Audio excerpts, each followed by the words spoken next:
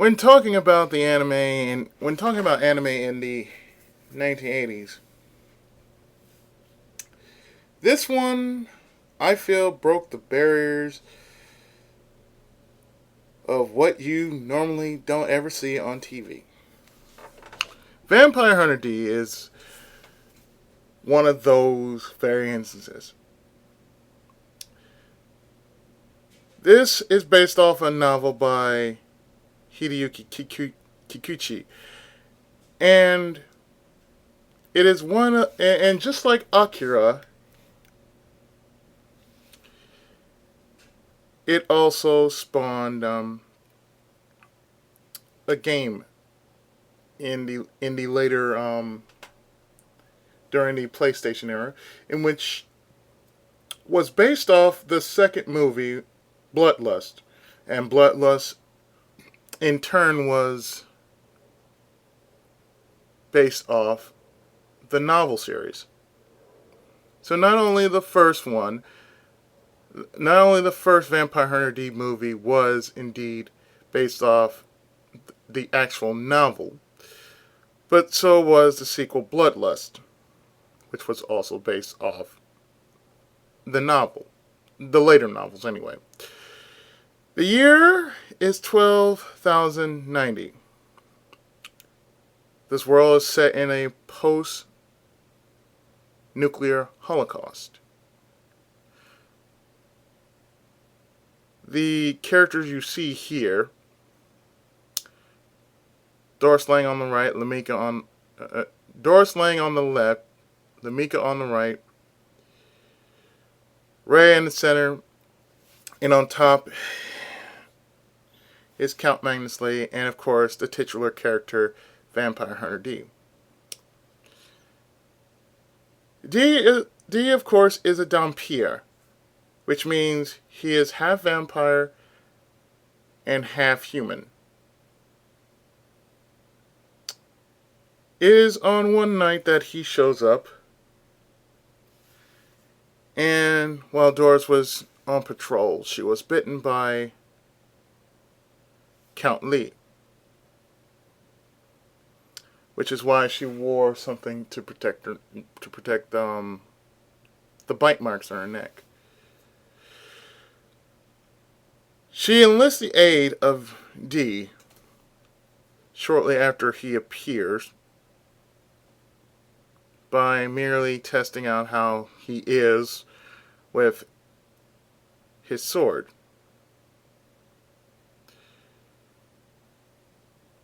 Now the people in the town basically are afraid of him, much like the Belmonts in the Castlevania series, because not only is he a vampire hunter, but he just has this aura about him that, yeah, he's partially a vampire. Partially vampire, so that makes him sort of a threat. So he stays with D here stays with Doris and her brother Dan. At least for a time being, until he manages to defeat Count Lee. Now, in this case, the vampires here are considered nobles. Lamika herself is considered noble, and of course she is somewhat prejudiced against. She's prejudiced against humans, but unaware that she herself is a Dhampir. So that means she was of not noble birth either. The entirety of the movie series, or rather the light novel series, basically goes as far back as when it first started. Now, since the series started in I believe 1985. The movie came out in 1985.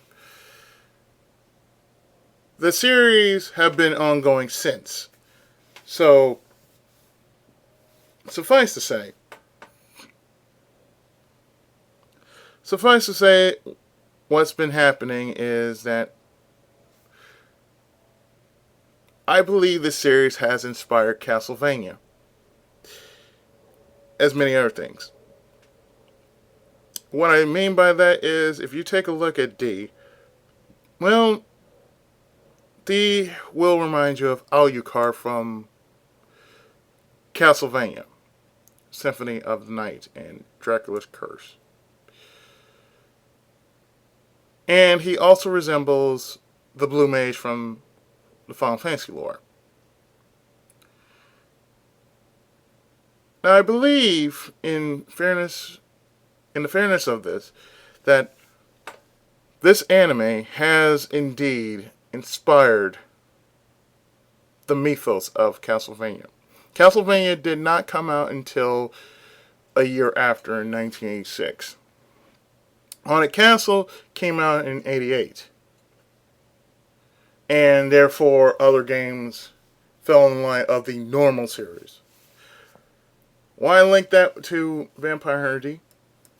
It only makes sense. If you look at it from a gamer standpoint, it basically is Castlevania the anime. You just don't see a Belmont. You just see someone who's like Alucard. And as a matter of fact, it is through his identity that he might be a blood relation to Dracula. So we're not sure if D really is Alucard, but it'd be nice to find out if he was really Alucard. Now, it is, of course, one of probably the most best horror anime I've seen, and probably most people will agree that by its own time, you never thought you'd see something like this on a kids channel, like say Cartoon Network. I remember the first time I actually saw Vampire Hunter D. It was during a special they were doing, and one of the features on this listing was Twilight of the Cockroaches, Vampire Hunter D, and some other film I saw, but I can't remember the name of it. Going back to the movie, D battles his way through various, and I do mean various, monsters and demons in order to save Doris and Dan. Ray wants to be part of the Order of Nobles, but Count Lee flat out declined him of that privilege. Therefore, the mayor's son, who was overhearing a few things, learned of a candle that can basically paralyze vampires and vampires. And while he was trying to get this bit of information, he got suckered. And he was instantly killed.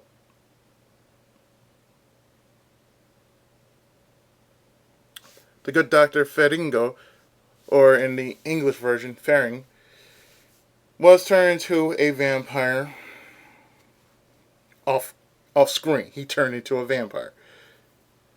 And wanted to trap Doris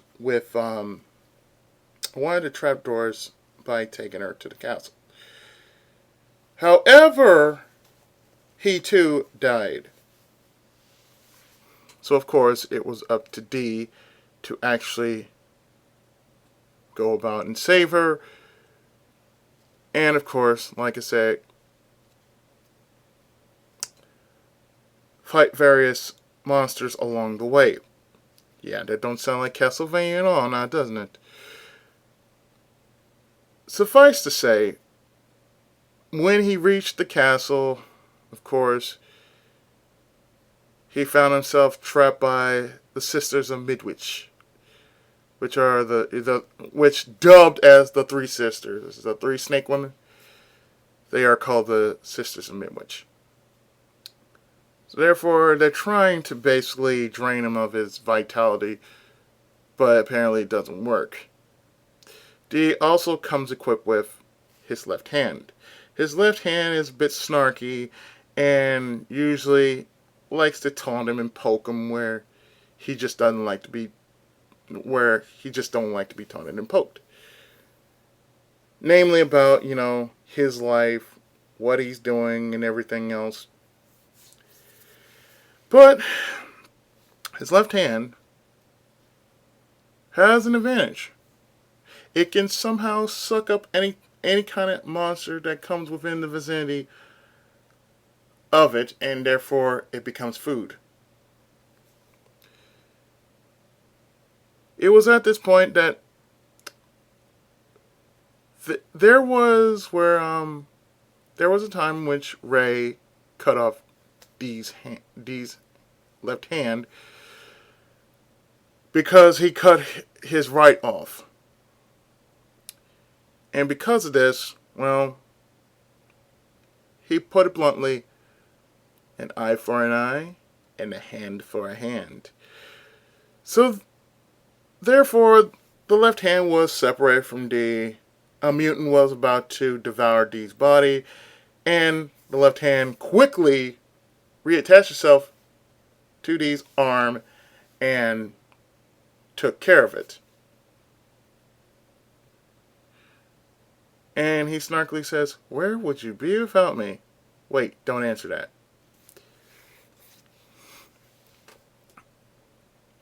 Now, I can only say that throughout all this action, all this craziness,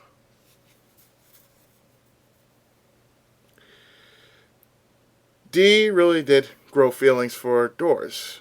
But the thing is, since he is half vampire, he doesn't want to go through with giving in to his urges. Namely, she confessed her love for him. He is well aware of this. And deep down he knows he could not stay. Because of who he is and what he is, there was no way of doing such. So after a climactic battle with the Count, Dee left for the countryside, bidding both Doris and Dan a fond farewell with a smile.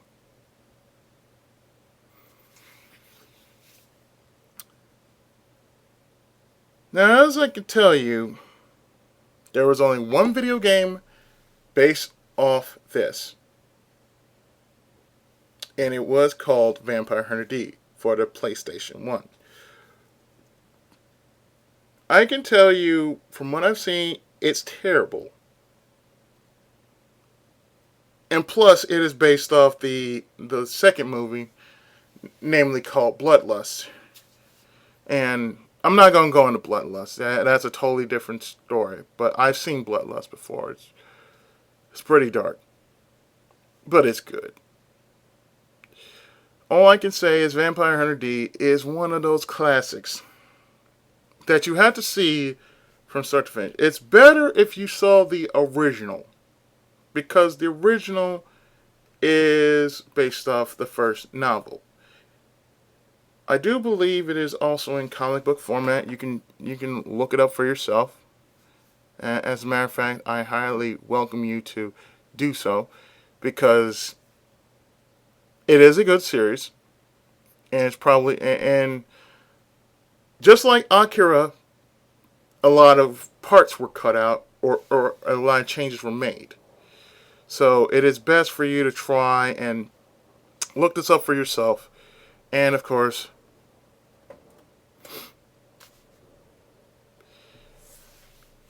and of course, you know, if you missed out on the '80s version, or say you didn't like it, give it a second look.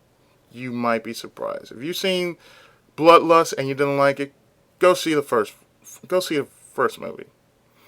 By the way, this is one of the other movies that oh yeah, Streamline Pictures. This was one of the many movies that was actually done by Streamline Pictures, I believe.